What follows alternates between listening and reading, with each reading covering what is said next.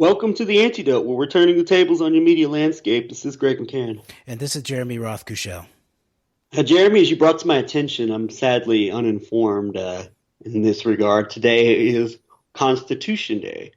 And I was thinking with regards to the Constitution of that all-important oath to protect and defend the Constitution and defend our republic against all enemies, foreign and domestic. And I think that you can put a major emphasis on both foreign and domestic in terms of what we're discussing today, and that is I believe this is the fourth part of our series from 9/11 to 11/9, where we're looking back. I think with the benefit of hindsight at September 11th and the events of September 11th, as well as the benefit of hindsight of the November 2016 election of Donald Trump, and tying that in with current events and kind of, I think, building a bigger picture and bringing it all together. And in the process of this, you find a lot of what I think can be classified as enemies.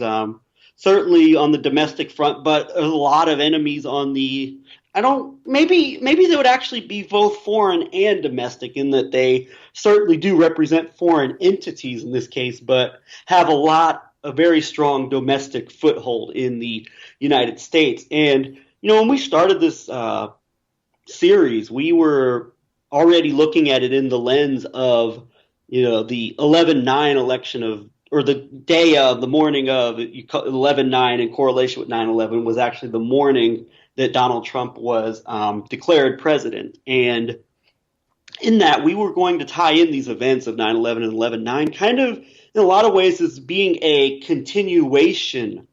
In some ways, 11/9 and the 2016 election was a continuation of 9/11 in terms of the various parties and entities that were involved in much of at least what was going on in New York City in the lead up to and on September 11th. And then major correlation and tying in with people, whether it was in media, whether it's in government politics, whether it's in international mafia and business networks that really played a major instrumental role in electing Donald Trump. But I think when we started this series a few weeks back, I don't know if I think we may have underestimated just some of the depths of some of these of these connections. And it's not to say that, Donald Trump himself is or is not, like, we're not trying to, put responsibility for the September 11th on Donald Trump's lap. I don't think that would be fair, obviously. But when you look, you literally turn any rock.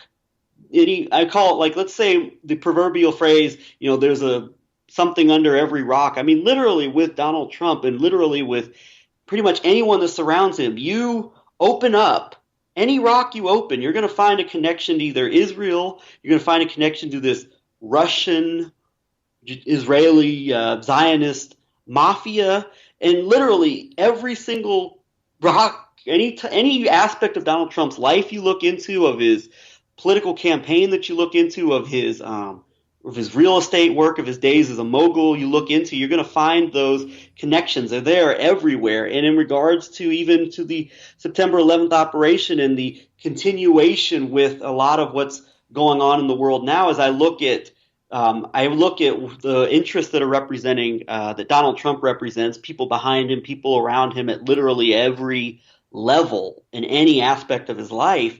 I look at these people as representing a continuation of a long-term agenda that September 11th was a major part of. And I think now you can but certainly a major aspect of, there's a major correlation between the September 11th operation, at least various aspects out of it, at the New York City operation, which I think very much centered around an Israeli, not just an Israeli, but an international Zionist network. And then you see so many of the same interests in this network around and surrounding Donald Trump in so many ways. And so there's a lot of areas we could take this conversation. We have a lot of things that we want to tie in with this, and just in terms of just the depths of this conversation, because, we originally labeled quote unquote Russiagate as Israelgate, but I think we underestimated just the actual, in a lot of ways, Russian connections, and also just the international global scope of this operation. I don't quite know what I want to call it at this point in general, but there's a number of areas we could go with this in tying these dots and connecting all of these two very, I think, world-changing events back to each other. And Jeremy, I'm going to give you I know you have a number of areas you want to touch on. I'm going to give you the floor as to where you want to take this conversation in terms of what you want to focus on to start with. Well, on Constitution Day, I like the fact that you put it as protect and defend the Constitution, and that a lot of people talk about the oath-sworn soldiers of the United States military and how that is the oath that they take. But the other side of this, too, is that we also uphold what the Constitution in its best aspects protects, which is our natural, inherent, some might say God-given rights that are protected underneath the Bill of Rights. And once again, First Amendment is first. And so this means that things like speech and press, and remember, speech is also, there is something implied in speech that it also has to do with thought, analysis, dialogue is an aspect of it. That these are where we can make our stand. This is where we not only are able to make the union more perfect, if we were to talk about it in that way, but these are also our prime tools at this point in the midst of what is really a global information war that does have physical components to it, but at a high level, there's an information war aspect to this that I think is front and center. So in order to not only protect and defend the Constitution, but to uphold it and utilize it, I think it comes down to things like the First Amendment, speech and press, and the analysis that underlies all of that, and how we can reason together, and how can we root out not only deception, but criminality and wickedness, especially in high places where it cascades down upon the heads of we the people globally. So let's go about doing that. And as you pointed out, this 9/11 to 11/9 series of analyses that we're working on is beginning to get deeper and deeper and wider in many ways. And because we're not going to hear about these really serious connections from people like Michael Moore, from his film Fahrenheit 9/11, or his newest film Fahrenheit 11/9. And by the way, does he still have the same Ari Emanuel, son of the Irgun agent in Hollywood, who, by the way, is, as we pointed out from way back, is Donald Trump's buddy in Hollywood? I don't know. But what I'll bet you is that Fahrenheit 11/9 by Michael Moore is not going to tell you anything about this, about the nature of the continuity of the operation from those behind 9/11 to those behind 11/9. And I think it is fair to say that some of our early analysis in terms of Trump representing the placement into the executive by certain hardline foreign Israeli elements in many ways, for the first time, and that yes, the Israel has had a very strong influence, especially through its domestic Jewish power elements, for a long, long time.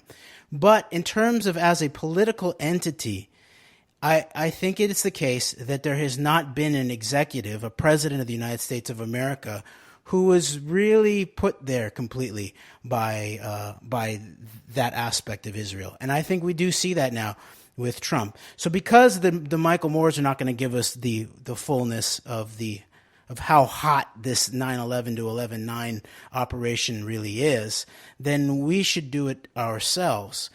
And it's heating up a lot. If people would actually just go take a look at the Mueller, some of the Mueller facts that have been put on the legal record now in relationship to now agreement with one Paul Manafort, the campaign head of Donald Trump's campaign in 2016. And a lot is being made right now that Donald Trump doesn't even know Paul Manafort.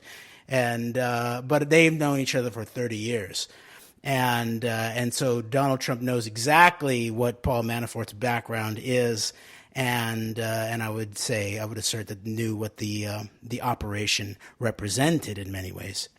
But let's dig into a couple of the key pieces of what's actually having been put on the legal record now.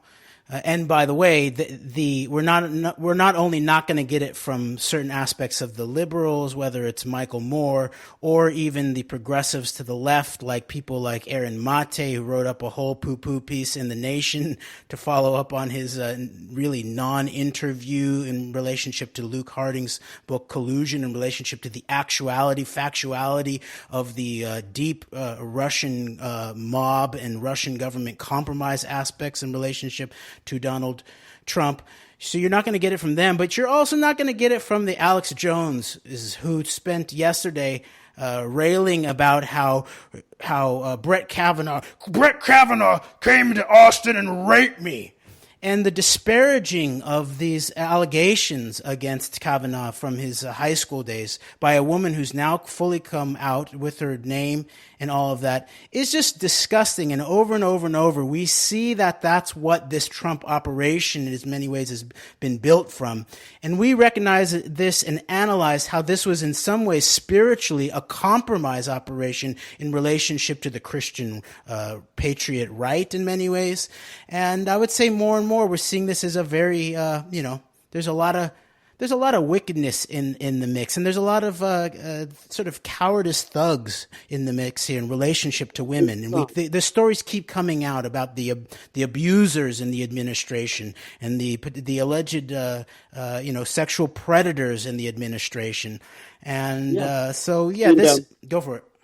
Yeah, I was just going to say with regards to this, I mean, Trump or Alex Jones previously dismissed any allegations against Trump. Oh, the women who are accusing him aren't attractive enough for him. And now it's Brett Kavanaugh. And, it's amazing to me just the psychological manipulation, just how effective this has been, and that Trump and the network surrounding him his entire life, everything he's been involved in, just so vastly unbelievably contradictory to the values that his supporters profess to believe in. It amazes me just how contradictory this is and just how successful this operation has been to make Trump into the exact opposite of what he actually represents in every way, shape, and form.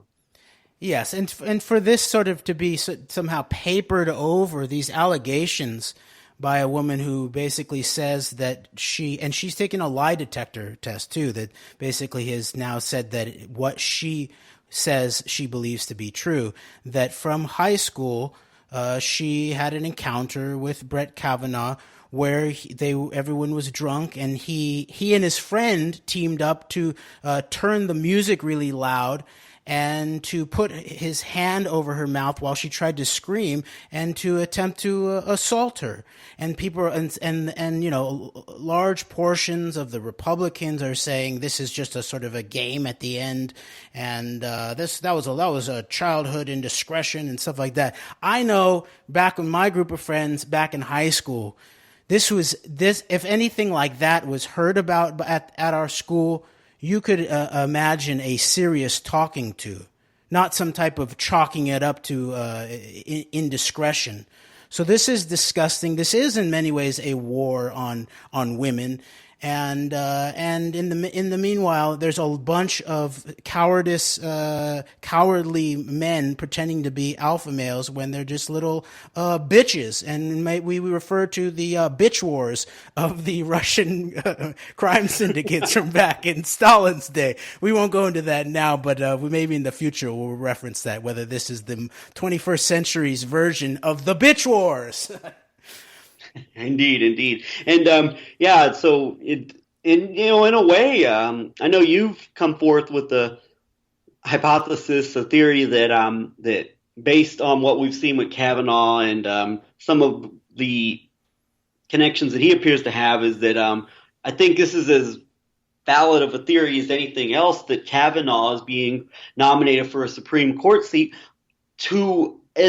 in large part to run cover for the kind of things that are going on right now in regards to this Russiagate investigation, which of course a lot of people just want to continue to poo-poo, but it's, as we've said, it's just far, far more than that. And it does appear at some level that Brett Kavanaugh could very well be a cover artist for some of what's going on here. And also, you've also linked Kavanaugh to September 11th and the black and white, what was it, the checkered suit he was wearing, or his wife's outfit, and various things there. So, I mean, it does appear that Kavanaugh could very well be a cover-up artist, and considering the kind of interest covering up for and the kind of things that are coming out about a Paul Manafort that would, link him through his family's construction business to aspects of September 11th cover-up. And Paul Manafort is someone whose role, I think, in all of this maneuvering with, not just with Donald Trump, but with events going on in Eastern Europe over the last decade or so, I think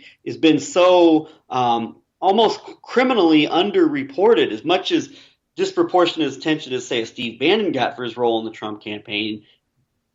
Paul Manafort's was just as ignored and underrepresented. And so it's a positive that I think we're really zeroing in on Paul Manafort at this point in time. And yes, and over we see these guys with these questionable relationships to their family and their wives.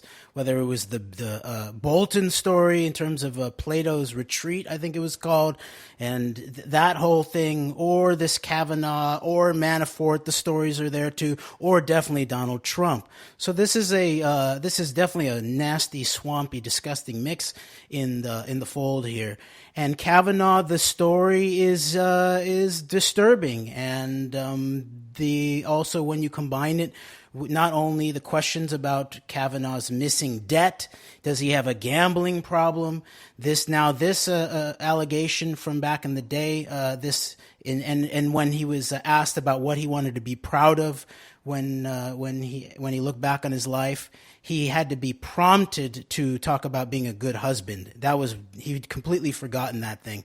And so there's a whole range of issues here, but in the background also is this relationship of the Trump family to Justice Kennedy's family. And both the sons are tied in. There's very tight connections. Go look at that. Even, aspects of the mainstream media has covered that aspect, which includes things like Deutsche Bank, the multi-billion dollars of money laundering via aspects of Russian oligarchs and Russian mob, and basically one of the few bankers who would do business with Donald Trump domestically in the U.S. After he had gone bankrupt multiple times. And one Justin Kennedy, I believe, Justice Kennedy's son, was working there at that time and had a close relationship with Donald Trump. But it doesn't stop there. But people can find all of that. But now Manafort is really front and center in relationship to these documents. And what we've seen is there's some two key pieces that are being touched on in terms of this latest document. And I first want to get into one that has to do with this idea of influence peddling or buying media and weaponizing anti-Semitism. And so this is in the mix here. And I would just point out that this is there's aspects of the Mueller investigation here that if people know where to look, they would, it sounds very much like some of the analysis that the Antidote has been doing for a long, long time in relationship to the weaponization of anti-Semitism and the accusations of anti-Semitism, and how there's this strange relationship to aspects of the sort of what we might call the fake nationalist right that sometimes flirts with anti-Semitism, and the right-wing Israeli Jewish Zionist power structure. And so this is now becoming legally front and center for those who have the eyes to see. So I'm just going to read a little bit from this superseding criminal information document that was put out in relationship to the Manafort agreement to work with the special prosecutor. And it talks about a report that that Manafort was working on in relationship to the government of Ukraine and to attempt to demonize the former leader Timoshenko. And there's this whole background here of the idea of the lock her up, lock her up, lock her up as being part of the mass psychological warfare that was being used. So number 36, Manafort and others knew that the actual cost of the report and the scope of the law firm's work would undermine the reports being perceived as an independent assessment and thus being an effective lobbying tool for Manafort to use to support the incarceration of President Yanukovych's political opponent. 37. In addition to the law firm report, Manafort took other steps on behalf of the government of Ukraine to tarnish Timoshenko in the United States. In addition to disseminating stories about her soliciting murder noted above in October 2012, Manafort orchestrated a scheme to have, as he wrote in a contemporaneous communication, quote, Obama Jews, unquote, put pressure on the administration to disavow Timoshenko and support Yanukovych. Manafort sought to undermine United States support for Timoshenko by spreading stories in the United States that a senior cabinet official who had been a prominent critic of Yanukovych's treatment of Timoshenko was supporting anti-Semitism because the official supported Timoshenko, who in turn had formed a political alliance with the Ukraine party that espoused anti-Semitic views. Manafort coordinated privately with a senior Israeli government official to issue a written statement publicizing this story. Manafort then, with secret advance knowledge of that Israeli statement, worked to disseminate this story in the United States, writing to person D1, quote, I have someone pushing it on the New York Post, bada bing, bada boom, unquote. Manafort sought to have the administration understand that, quote, the Jewish community will take this out on Obama on Election Day if he does nothing, unquote. Manafort then told his United States lobbyists to inform the administration that Ukraine had worked to prevent the administration's presidential opponent from including damaging language in the Israeli statement so as not to harm the administration and thus further ingratiate Yanukovych with the administration. So what's interesting here, too, is you go to Richard Silverstein's Tikkun Olam. It talks about Manafort's dirty ops Ukraine campaign pioneered methods later used in the Trump campaign. And I'm just going to read a little bit this here. It goes over that same story there. The former Trump campaign chair also enlisted Avigdor Lieberman, then foreign minister, to release a statement reinforcing the charges of Timoshenko collusion with Ukrainian anti-Semitism. This lent the charge an air of gravitas it would ordinarily lack. It would also lend credence to the charges among the quote-unquote Obama Jews Manafort was attempting to persuade to lobby the president against Timoshenko. Lieberman's official statement was fed by Manafort's cronies to Breitbart's Ben Shapiro, who regurgitated it there, invented, quote, and all. Lieberman has denied any involvement in the scheme. Quote, Lieberman, who is currently defense minister, denied on Friday that he had ever met with, spoken to, or worked with Manafort.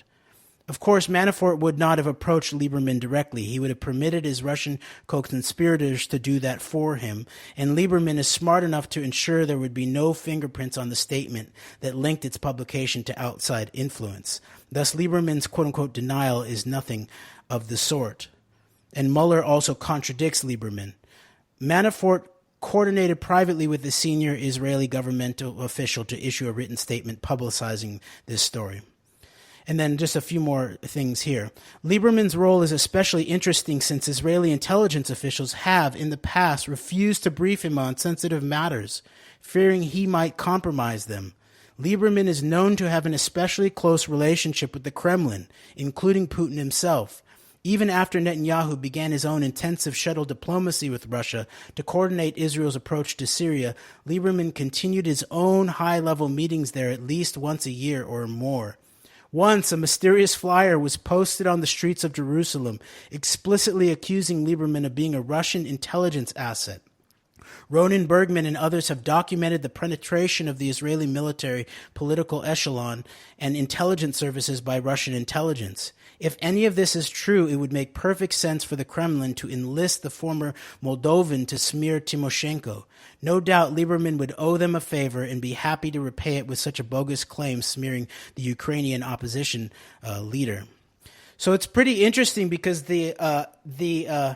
first of all, if you follow some of Richard Silverstein's work too, he's done interesting write-ups about this background of the one article back from December 10th, 2016 is titled "KGB infiltrated highest echelons of Israel's army, business, and political leadership." I'm just going to read the very beginning here, which might sort of point to why we're not hearing some aspects of this This was Russian. the article that I believe Mint Press News refused to publish. Well, that's what I was going to read here. Just going to read this note. I originally wrote this piece for Mint Press News. Its editor, Minar Muhawesh, killed the piece, which caused me to sever my relationship with Mint Press, an outlet I contributed to for several years. These are hard blows, but one's independent journalists face it regularly. I know I have. So it is very interesting that seems to be the touchy subject. Mint Press News always deals with aspects of Israeli policy, Israeli crimes, but then this question about this connection or this infiltration even of the Soviet sphere in relationship to the Israeli sphere seems to be an intensely touchy subject. It is interesting that a lot of cases, Mint Press News will go further than a lot of, left progressive leaning anti-Zionist publications will go, publish work by people like Alison Weir. But even for a lot of people in that type of camp that's willing to go further than a lot of your, foundation, Palestinian solidarity types, still this seems to be, the Russia thing is too much even for a lot of these people. So. Yes, and then just a couple older follow-up stories that Richard Silverstein published in relationship to this question of Lieberman, Avigdor Lieberman, in relationship to the Russian government is November 10th, 2011. Shin Bet withheld Iran secrets from Lieberman as a security risk. Israel Defense, the publication which covers the Israeli defense industry, reports that when Avigdor Lieberman was Minister for Strategic Affairs in an earlier iteration of the Netanyahu government, the Shin Bet, which reviews and approves security clearances, refused to approve access to some of the nation's secret information about Iran. In contrast, the current minister filling that portfolio, Moshe Ya'alon, has full access. So that's pretty interesting. And Strategic Affairs, Ministry of Strategic Affairs, remember, is related very much to things like foreign propaganda, especially in relationship to criticism of Israel and boycott, divestment, sanctions. So that's interesting that he was heading that up. And then one last article, also from 2011, Lieberman severs ties with Mossad. So this is pretty interesting about the questions about whether Lieberman is some type of mole of some sort, and then how does that tie in not only to obviously Russian intelligence, but how does that tie in relationship to this Russian mob question, and specifically the way it's tied together in terms of Russian-Israeli and then into New York as a Russian-Jewish mob, and why is that the sort of the touchy subject here? So that's a big deal. That question about the coordination of Paul Manafort in relationship to Yanukovych, and then there's of course these Russian oligarchs such as Dmitry Firtash.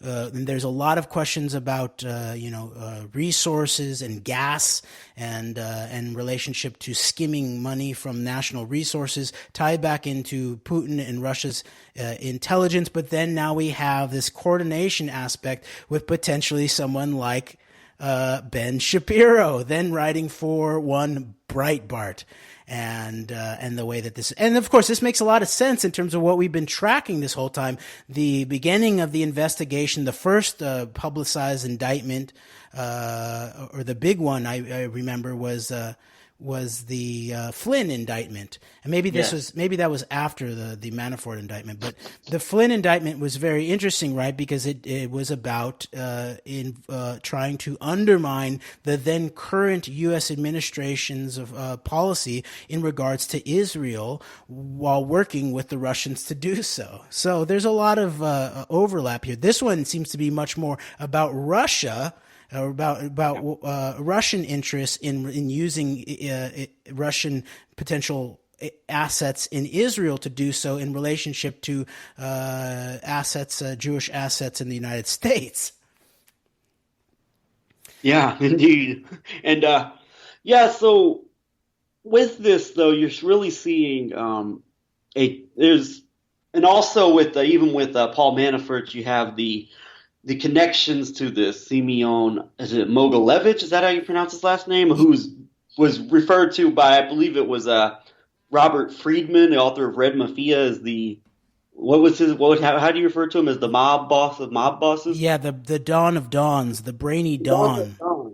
The man said to be the man who has the goods on Viktor Orban, which is said to have led to his political conversion from, Western allied liberal to hardcore Zionist supporter of Putin and in Russia as well as Israel. And it is a who's who here, but this is very significant that once again, and I didn't understand the depth of the Ukraine thing. Like I realized, yeah, we started to question. What got me to start questioning the narrative that were the generic standard alternative media narrative on Russia were these articles that we looked back on, I think early last year, that were published in the aftermath of the of Russia taking back Crimea from the Ukraine, and the which coincided with the ouster of Viktor Yushchenko being ran out of Ukraine. He fled and gave up power. We realized at the time, yeah, there's a problem here. The article that we read from in a couple of our past shows on Ukraine, there's a disagreement. American neoconservatives don't see eye to eye with Israel, and I think that's where we began to identify that there's this split within the neoconservative movement, which I think explains so much of the pro-Trump versus never-Trump aspect in the within the GOP establishment. But even taking all that into consideration, I don't think we quite got the depths of this operation as far as the Israeli, Ukrainian, Russian relationship, and how complicated it is that you do have two very distinct sides, and that there's a major split within this organized Jewish community. But what we've seen with the it doesn't just go back to March 2014. It goes back way before that, and you're seeing this coordinated effort here with, at some level, there had to be some coordination between elements of the Israeli government that Paul Manafort was in touch with, Paul Manafort and his people, perhaps Russians who were involved in this, and then an obvious right-wing, I would say, Israeli operative within the right-wing media, such as Ben Shapiro at Breitbart. And you're getting this this nexus here, and I think it also sheds a lot of light on why the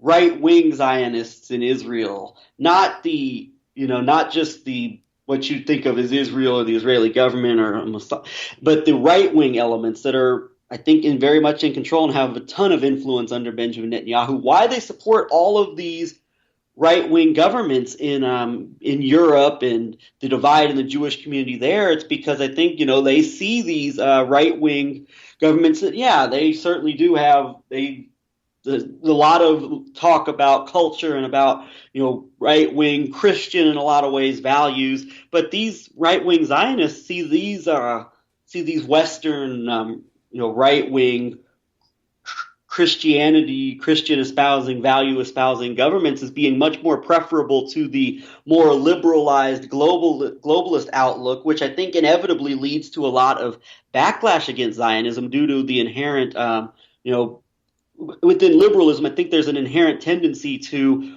criticize oppressors, and that would certainly happen with the situation with the Palestinians. But it also, and then once again, it ties into Trump, and that you can see why in the eyes of a lot of these right-wing Zionists, these real hardcore proponents of a religious type of Zionism, why they would see someone like Donald Trump, for all of his obvious, I think, flaws and possible unpredictability in the wild card aspect of him, as being preferable over just more of the same standard neoliberalism, which is leading to societies moving leftward, and which is also in the process of this is turning people against an obvious oppressive colonialistic type of ideology as Zionism. So I think we're seeing this come together here. And the other thing is that as we just said before, there's so many of these tie-ins to the 9/11 operation, to the 11/9 operation, not just from a physical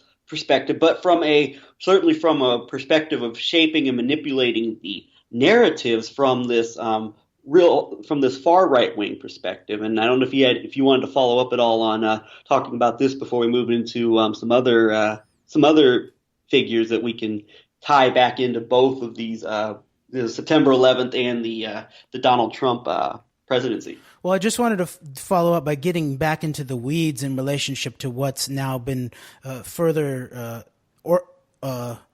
we can see now more clearly in relationship to this latest legal document that has to do with these ties to Russian mob and Mogilevich, as you said, and so this company Lusical is basically it's mentioned many times, and what's listed is all these payments that Manafort was doing in relationship to a lot of activities, and it looks like he's this is part and parcel of his crimes that he's been indicted for. But this Lusical Consultants company, even way back in the first indictment, it was being noticed that this tied Manafort directly into this Don, Semyon Mogilevich. And by the way, there is video of Mogilevich at close to Putin, basically in the campaign headquarters, I think, during one of Putin's wins. So he is protected. He is deeply involved at the highest levels of Putin's government. Apparently, is what it looks like to me. So here's an article way back last year. Mueller reveals new Manafort link to organized crime. Trump's former campaign manager didn't just do business with accused gangsters. One of them transferred millions into a Manafort account allegedly used for money laundering. Buried deep in Robert Mueller's indictment of Paul Manafort is a new link between Donald Trump's former campaign and Russian organized crime. The indictment, unsealed on Monday, and remember this is last year, includes an extensive look into Paul Manafort's Byzantine financial dealings. In particular, it details how he used a company called Lusical Consultants Limited to wire millions of dollars into the United States. The Cyprus-based Lusical Consultants Limited, in turn, reportedly received millions of dollars from a businessman and Ukrainian... Cyprus again. Yes, exactly. An Ukrainian parliamentarian named Ivan Fursin, who is closely linked to one of Russia's most notorious criminals, Semyon Mogilevich. Mogilevich is frequently described as the most dangerous mobster in the world, currently believed to be safe in Moscow. He is, according to the FBI, responsible for weapons trafficking, contract killings, and international prostitution. In 2009, he made the Bureau's 10 most wanted fugitives list. And as an aside, there's also aspects of the new information that puts Tony Podesta in the midst of it also. So this is not just a partisan, operation here. This is bipartisan. This is about corruption. And there is a wide net now being cast. And this is why I want people who should be involved to be involved in this investigation. So if you think about if this were 9/11 and we're at basically 2003 in 9/11, we're in the heart of the 9/11 Commission. And imagine if we'd all had information about what 9/11 really was at that point and how we could intervene to make sure that such things were not allowed to be just pure cover-ups. And so I think we're at the same type of situation here in terms of the 11/9 investigation. And this is much more a legal investigation, so there's a lot more teeth to it. But yes, Mueller's involved, and clearly Mueller at the very least, did not hold the 9/11 criminals to account. In many ways, it probably looks like he acted as he has in the past, as some type of political fixer, potentially. So we need to be involved here to make sure that the totality of the factual truth comes out here. And so I just want to urge us to be involved in that way. And there are some interesting questions, that are answered about Donald Trump's actual Russian ties. And I can't believe that people are still in denial of all of this. It's so massive and it's so obvious. There's an interesting article actually from LinkedIn that we've looked at before, I believe, they're called The 1995 Gangster Meeting in Israel That Blows Open the Trump-Russia Saga, that sort of talks about the Felix Sater relationship, the Bogatin, and also Semyon Mogilevich was there, tied into this Boris Berstein, the a Russian-Canadian businessman. So this makes me want to look at, before we go into 9/11 a little more directly, let's focus a little bit more on these 11/9 ties. And this book by the House of Trump, House of Putin by Craig Unger. At the very end, he has a list of the Trump's 59 Russia connections. I just want to read through a few of them really quickly to sort of tell you what's going on here. A lot of these characters are people that we've been, putting forth and investigating a little bit here at The Antidote. Donald Trump has repeatedly said he has nothing to do with Russia. Below are 59 Trump connections to Russia.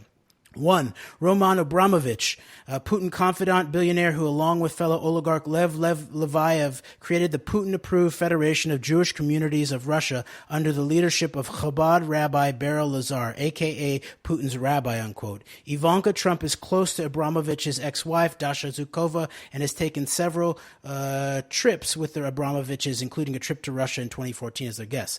Then there's the Agalarovs. They are, of course, central to the 2013 Miss Universe pageant, and also in terms of the Trump Tower June 2016 meeting. Then you have number 4, Evsei Agron, the first alleged boss of the Russian mafia in Brighton Beach. Agron came to New York in 1975 and ran his crime gang out of Brooklyn's El Caribe Country Club. What does this have to do with Donald Trump, which was owned by Dr. Morton Levine and his family, including nephew Michael Cohen, Trump's lawyer? 5. Rinat Akhmetshin, former Soviet counterintelligence officer who became a K Street lobbyist working to end the sanctions. Akhmetshin attended the Trump Tower meeting with Donald Trump Jr., Paul Manafort, and others in June 2016, at which a Russian lawyer promised to provide opposition research on Hillary Clinton. According to the New York Times, Akhmetshin had also worked in Kiev with Konstantin Kalimnik, an aide to Paul Manafort, who had a background in Russian intelligence. Then there's Tawfiq Arif, who we talked about before, Marat Balagula, who is also involved with the El Caribe Country Club, still owned by Michael Cohen and his uncle. Balagula partnered with David Bogatin, who had previously purchased 5 apartments in Trump Tower. 8. Boris Bierstein, who I mentioned before, Russian-Canadian, who founded Cibico SA with KGB operatives and under KGB guidelines to set up corporations abroad. Worked with son-in-law Alex Schneider, who later built Trump Tower in Toronto. And 2/3 of the Eurasian Natural Resources Corporation's trio, Patok Chodiev and Alexander Mashkovich. Bernstein hosted the famous 1995 summit meeting in Tel Aviv, at which Semyon Mogilevich was allotted an enormous share of the Ukraine energy trade. And there's a deeper backstory there that we'll get into in future shows that has to do potentially with things like who was supporting certain aspects of the Israeli political sector with resources. And more and more it had to do with this Russian Jewish mob. And then this was also at the time where a rabbi, a Chabad-linked rabbi in New York, put a spiritual hit out on Prime Minister Yitzhak Rabin, or President, was he Prime Minister, I think, Yitzhak Rabin, right before he was assassinated. Yeah, he's prime minister. So number 9, David. So there is this question here: is whether Russian organized crime, and specifically in interfacing with the Jewish mob in relationship to the Israeli government, played a certain role in relationship to the setting up of the Likud government and Netanyahu as a key actor in anticipation of things like September 11th and the ongoing war of terror, and obviously now 11/9 too. So, and so that was all about the Ukraine energy trade, which keeps on showing up here, which is, again, where are the left so-called anti-imperialists on investigating this incredible oligarchy of vulture billionaires who have apparently taken over the executive branch of the U.S. government. We have our own domestic vulture billionaires who are also part of this, but there's this whole other set. Number 9, David Bogatin, one of the pioneers behind the Red Daisy gas tax scam. Bogatin bought 5 apartments in Trump Tower for $6 million in 1984, in the process becoming the first alleged Russian mobster to launder money through Trump Tower. Donald Trump personally sold the apartments to Bogatin. Then another Bogotin brother. 11, Oleg Boyko, Russian oligarch who was close to Boris Yeltsin, who purchased the Trump Tower apartment in 1994, which he later sold to Vadim Trincher. And I believe Trincher is involved with an organized crime group that was rolled up in relationship to the Fort Lee geography, which is key to 9/11, which I'd like to cover next in relationship to some other connections here. But then just a few last ones here. 12, Mikhail Chernoy, billionaire oligarch who ran Trans World Group with his brother Lev, gained control of Russia's aluminum industry and required a huge stake in processing and distributing other metals and petroleum products. Chernoy allegedly defrauded the Russian central bank of more than $100 million and is believed by the FBI to be a major Russian crime figure. In the 90s, Chernoy worked with the Chodiev Group. Chernoy also worked with Semyon Kislin, who had a long relationship with Trump and who partnered with Tamir Sapir, a financier of Trump Soho. 13, Vitaly Churkin, Russian ambassador to the UN. Churkin met Trump in 86 along with Yuri Dubinin, set up the trip Trump took to Moscow in 1987. Churkin died in 2017 in New York. And then is Michael Cohen. But there's a lot more here, and it should be pointed out in terms of this is bigger than Donald Trump and this is bigger than the Republicans and all of that. There was this question of in the back that Mogilevich had Americans, high-powered Americans, operating on his behalf. So here's from the Moscow Times in 2007. Deripaska Mogilevich hired top U.S. lobbyists, Wall Street Journal said. A number of high-profile Russian and Ukrainian businessmen have hired top names in U.S. politics as lobbyists as they seek to improve their image in the West amid allegations of shady dealings, the Wall Street Journal. The billionaire Oleg Deripaska has retained former Senate Majority Leader Bob Dole since 2003 to lobby the U.S. State Department to grant him a visa. Then down below it says, the newspaper also said former FBI Chief William Sessions was acting as a lawyer to Semyon Mogilevich, the Ukrainian-born Russian who is on the FBI's most wanted list over his purported organized crime links. Wow. So here you go. I mean, this is, and then just a little bit down in here, Sessions is lobbying the U.S. Department of Justice as it investigates charges of racketeering against Mogilevich for involvement in shady energy deals between Russia and Ukraine, the newspaper said. The paper also reported that IT and Communications Minister Leonid Raimon had hired Washington consultant Mark DeAnastasio to help him fight a U.S. investigation into allegations of money laundering. Meanwhile, Mikhail Friedman's Alpha Group, which has had a long-running legal battle with allies of Rieman's over the fate of a blocking stake in telecom firm Megaphone, paid nearly $2 million in fees to lobby group Barber, Griffith, and Rogers. So the collusion here and the corruption is very widespread in relationship to this investigation. So, Greg, any quick comments before I just launch a little bit into this question of 9/11 Fort Lee and how this all connects? I think we're going to go back to this. I think we're going to do another show after this, and we're going to go back to this topic because I'll allude to something we're going to talk to in the. I think we're going to talk about our next show, and that is going to be a very, very interesting. Because we talked last week, and where I think the actual I think real common thread that you can use to tie this kind of this Jewish Russian Zionist Israeli, whatever you want to call it, global kind of mafia network with an event like September 11th, and the whole Russia angle, where I think the Russian angle really comes in with September 11th, is in relation to this Center for the National Interest, which has the honorary board member Hank Greenberg, and also is Dov Zakheim is on the board, or is a fellow at the Center for the National Interest, which promotes better relations with Russia. So I think in that regard, we have Greenberg. His son was the head of Marsh McLennan, which hundreds of employees died while he was the CEO of Marsh McLennan, while the person who was the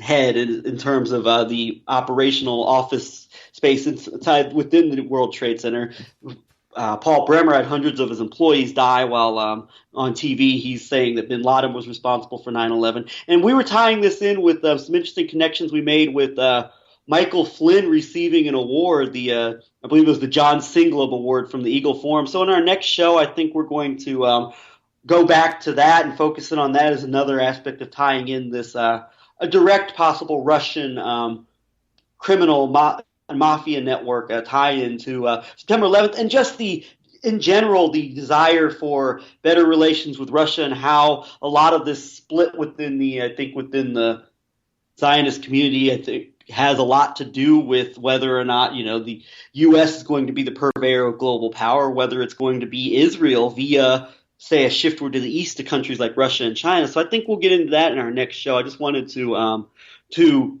lay a foundation for that. That is going to be kind of a follow-up on what we've been discussing here for our next show.